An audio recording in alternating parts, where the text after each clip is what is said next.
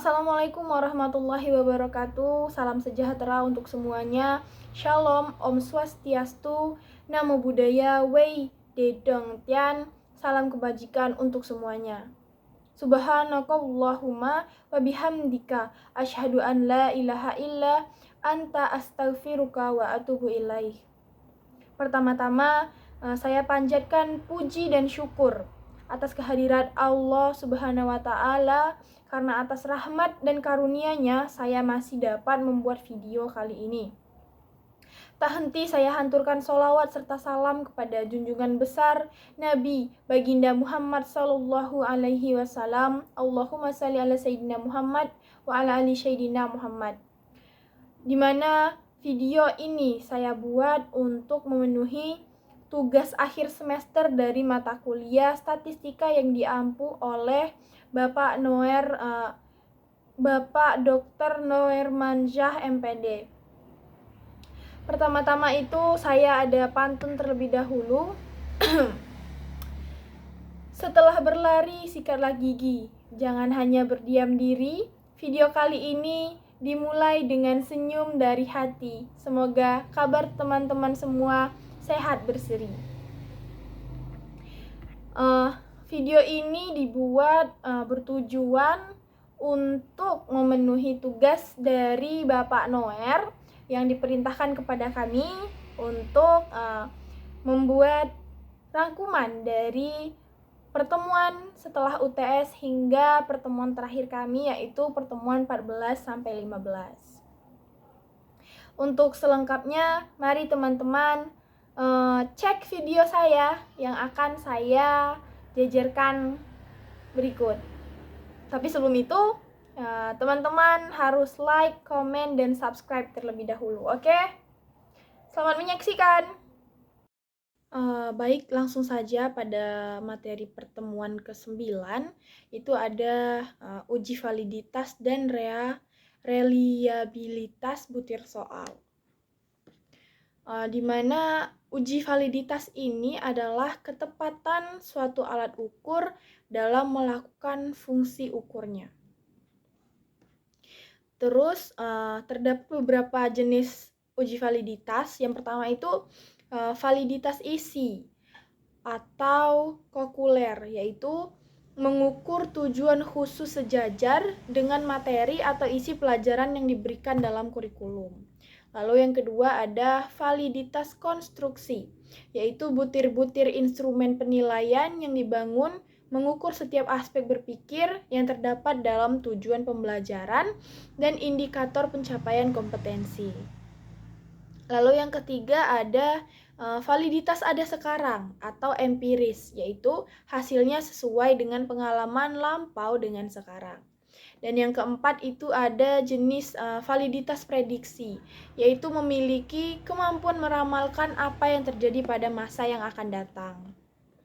Untuk cara menghitung validitas butir instrumen penilaian tes objektif, itu dapat teman-teman lihat pada PowerPoint-nya. Ada rumus menghitung validitas butir instrumen penilaian tes objektif dengan rumus korelasi poin biserial atau RPBI.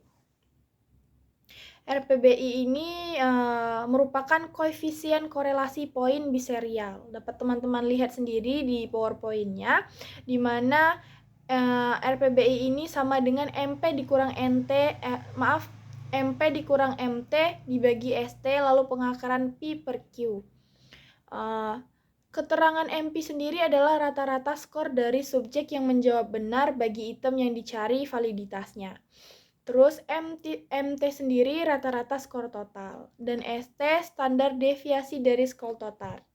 Untuk P sendiri adalah proporsi siswa yang menjawab benar. Lalu untuk Q-nya proporsi siswa yang menjawab salah, yaitu Q sama dengan 1 dikurang P. Lalu untuk langkah-langkah menghitung validitas butir soal dengan poin biserial itu dapat teman-teman lihat sendiri di PowerPoint-nya ya. Nah, seperti ini ya teman-teman. Caranya pun cukup panjang, di mana setelah pertama itu menghitung skor butir pertanyaan skor dan total. mencari nilai MP dan nilai MT, mencari nilai P dan Q, lalu mencari nilai ST.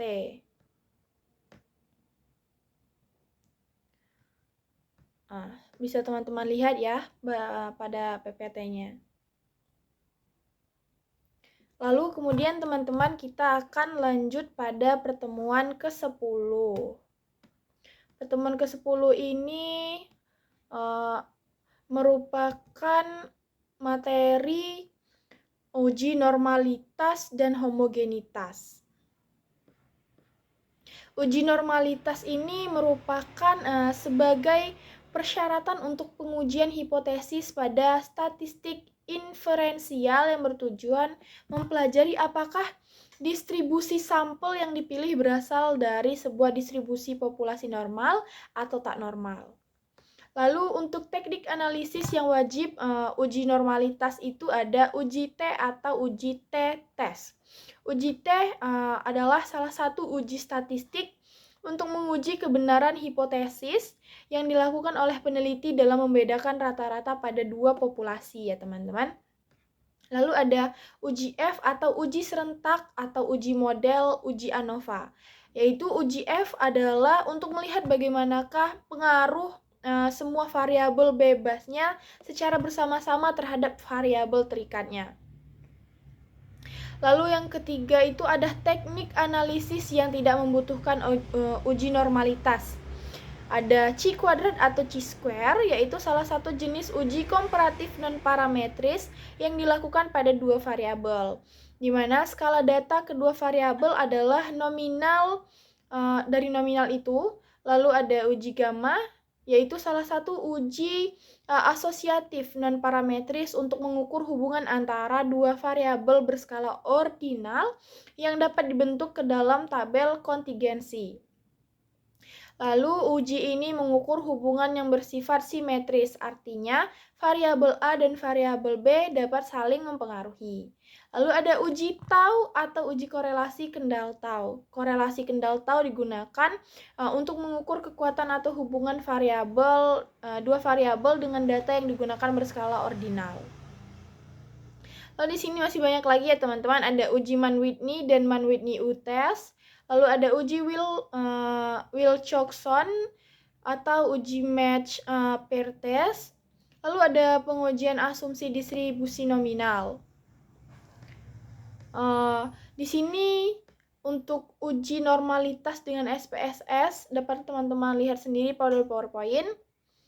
Buat data view, lalu klik analyze, deskriptif statistik, masukkan variabel, dan klik plots. Serta klik continue lalu klik OK. Lalu akan didapati hasil pengujian ditampilkan pada jendela output. Lalu kita akan lanjut pada pertemuan ke-11 yaitu uji korelasi. Di sini teman-teman, uji korelasi itu adalah suatu metode statistik yang digunakan untuk mengevaluasi kekuatan dan arah hubungan antara dua variabel. Dalam uji korelasi, kita mengukur kekuatan hubungan antara dua variabel dengan menggunakan koefisien korelasi.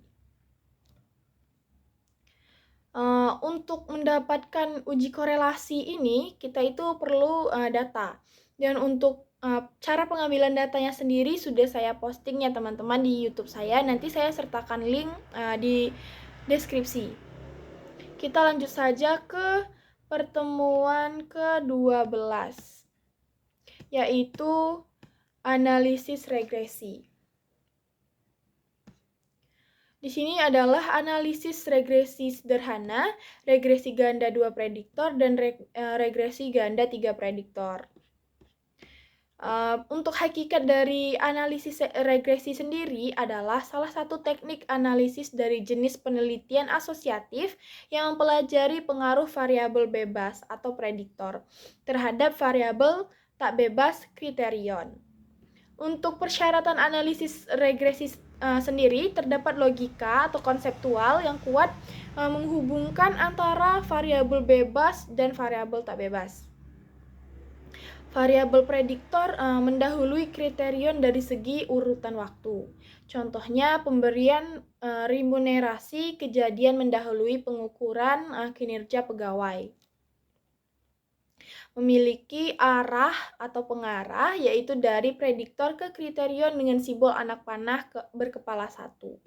Misalnya, prediktor X dan kriterion Y, maka arah pengaruh ditulis sebagai X menggunakan tanda panah mengarah ke Y, atau pengaruh X terhadap Y tidak sebaliknya. Hal ini berbeda dengan analisis korelasi di mana hubungan X dan Y serta Y dan X bermakna sama. Jadi, berkorelasi dengan Y memiliki makna yang sama dengan Y berkorelasi dengan X. Lalu, terdapat kontrol secara statistik hingga pengaruh prediktor lain dalam model terhadap kriterion di luar prediktor yang dipelajari dapat dikontrol pengaruhnya. Misalnya, dalam analisis regresi sendiri, regresi ganda Y atas X1 dan X2, maka pengaruh X1 terhadap Y adalah korelasi unik X1 terhadap Y. Setelah mengontrol korelasi X2. Begitu pula pengaruh X2 terhadap Y adalah korelasi unik X2 terhadap Y setelah mengontrol korelasi X1. Dalam analisis regresi secara efektif bekerja melalui signifikan koefisien persamaan regresi uji atau uji koefisien korelasi parsial. Di sini sebelumnya saya telah melakukan uji analisis regresi ganda 2 prediktor. Itu sudah saya posting pada akun YouTube saya. Nanti juga linknya akan saya sertakan pada kolom deskripsi. Untuk sekarang akan dilanjutkan saja pada pertemuan ke-13, yaitu pengujian perbedaan dua parameter rata-rata. Pengertian dari uji perbedaan dua parameter rata-rata ini adalah salah satu teknik yang digunakan dalam penelitian komparatif atau eksperimen dengan pengujian hipotesis, mempelajari perbedaan rata-rata variabel kriterium dari dua kelompok yang sudah diklasifikasikan. Lalu yang kedua itu jenis uji perbedaan parameter rata-rata. Yang pertama itu ada uji perbedaan dua parameter rata-rata sampel bebas, sampel tak bebas, dan sampel tak homogen atau heterogen. Lalu uji perbedaan dua parameter rata-rata sampel bebas itu dapat teman-teman lihat sendiri ya di PowerPoint untuk pengertiannya. Setelah teman-teman lihat, kita akan lanjut ke pertemuan terakhir, yaitu pertemuan 14 dan 15, di mana untuk pertemuan 14 dan 15 ini ada analisis variance atau analisis of variance ANOVA untuk satu jalan ya teman-teman. Sebelumnya, untuk pengertian dari analisis variance ini adalah salah satu teknik yang digunakan dalam penelitian komparatif atau eksperimen dengan pengujian hipotesis untuk mempelajari atau menguji hipotesis yang menyatakan perbedaan parameter rata-rata variabel kriterium untuk lebih dari dua kelompok sampel. Baik dalam penelitian eksperimen atau bisa juga ex post facto. Lalu jenis-jenis analisis variance. Di sini ada analisis variance satu jalan, analisis variance satu jalan group within treatment, dan analisis variance dua jalan. Pada pembelajaran sebelumnya, itu kami menggunakan analisis variance satu jalan. Untuk video analisis variance satu jalan itu juga saya sudah unggah pada akun YouTube saya. Nanti juga akan saya letakkan link pada kolom deskripsi agar teman-teman bisa melihatnya ya teman-teman. Baik, di sini teman-teman juga bisa melihat kembali bagaimana contoh dari analisis varians satu jalan. Tapi untuk lebih jelasnya itu teman-teman bisa tekan link yang nanti saya masukkan di kolom deskripsi. Yang pertama itu contohnya ada efektivitas metode inquiry A1, metode penemuan terbimbing A2, dan penguasaan A3, serta metode expository A4 terhadap kemampuan menulis teks iklan siswa. dapat teman-teman lihat sendiri ya. Untuk rumusan masalah dan hipotesis statistiknya, itu kita tentukan terlebih dahulu agar bisa dijalankan. Lalu untuk langkah-langkahnya teman-teman, untuk langkah-langkahnya itu akan disambung pada video saya yang kata saya tadi ditaruh di link deskripsi ya teman-teman, agar lebih jelas. Jadi begitu saja dari saya akhiri. Wabillahi taufiq wal hidayah. Wassalamualaikum warahmatullahi wabarakatuh.